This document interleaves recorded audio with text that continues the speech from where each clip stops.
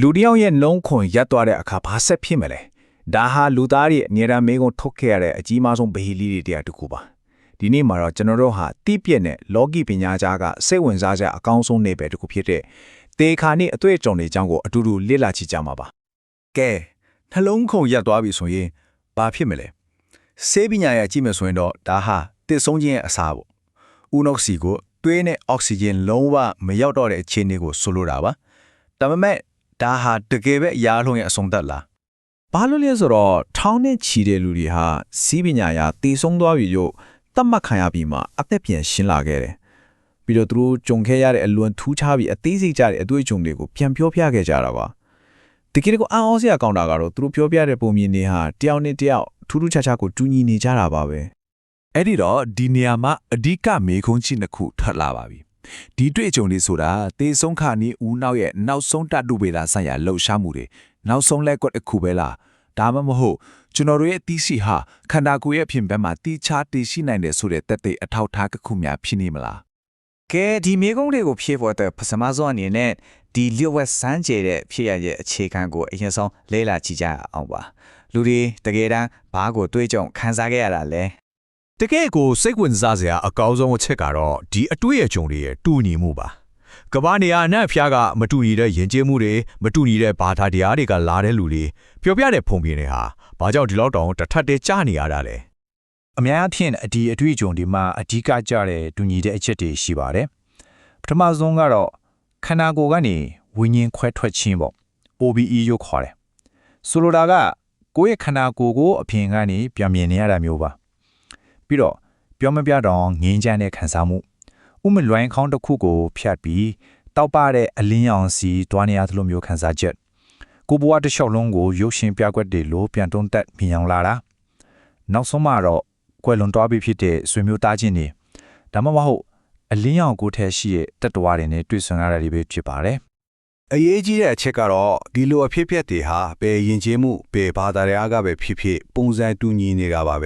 ဲဒါဟာလူတွေရဲ့ယုံကြည်မှုဒါမှမဟုတ်ယဉ်ကျေးမှုရမြင်ရောင်နေတဲ့ပုံရိပ်ရောင်တက်တက်မဟုတ်နိုင်ဘူးဆိုတဲ့အချက်ကိုညွှန်ပြနေရကြောင်းသူတေတီတွေကဒီအကြောင်းအရာကိုတိုက်ဆိုင်မှုတစ်ခုတည်းပို့ပြီးအလဲနဲ့ထားလေလာနေကြတာဖြစ်ပါတယ်သူတွေတီးတွေကိုအလေးနဲ့ထားစဉ်းစားစီတဲ့အကြောင်းရင်းတွေထဲမှာသိပ္ပံပညာရဲ့နားစေနိုင်စွမ်းကိုတိုက်ရိုက်စိန်ခေါ်နေတဲ့ဖြစ်ရပ်တစ်ခုရှိနေပါတယ်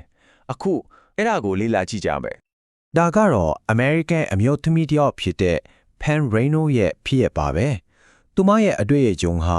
တေခါနီးအတွေ့အကြုံတွေထဲမှာအခိုင်အမာဆုံးနဲ့အငင်းပွားစရာအကောင်းဆုံးတက်တဲ့တစ်ခုအဖြစ်သတ်မှတ်ခံထားရပါတယ်ပမ်ဟာဦးနောက်သွေးကြောဆိုင်ရာခွဲစိတ်မှုအခုကိုခံယူခဲ့ရပါတယ်ဒီခွဲစိတ်မှုမှာဆရာဝန်တွေက stand still လို့ခေါ်တဲ့နည်းလမ်းကိုသုံးခဲ့တယ်ဆိုလိုတာကသူမရဲ့ခန္ဓာကိုယ်ပူခြင်းကို3ညဒီဂရီနီးပါးအထိရှော့ချတယ်နှလုံးကိုလုံးဝရပ်တန့်စေပြီးသွေးလေပတ်မှုကိုရပ်ဆိုင်းထားခဲ့ပါတယ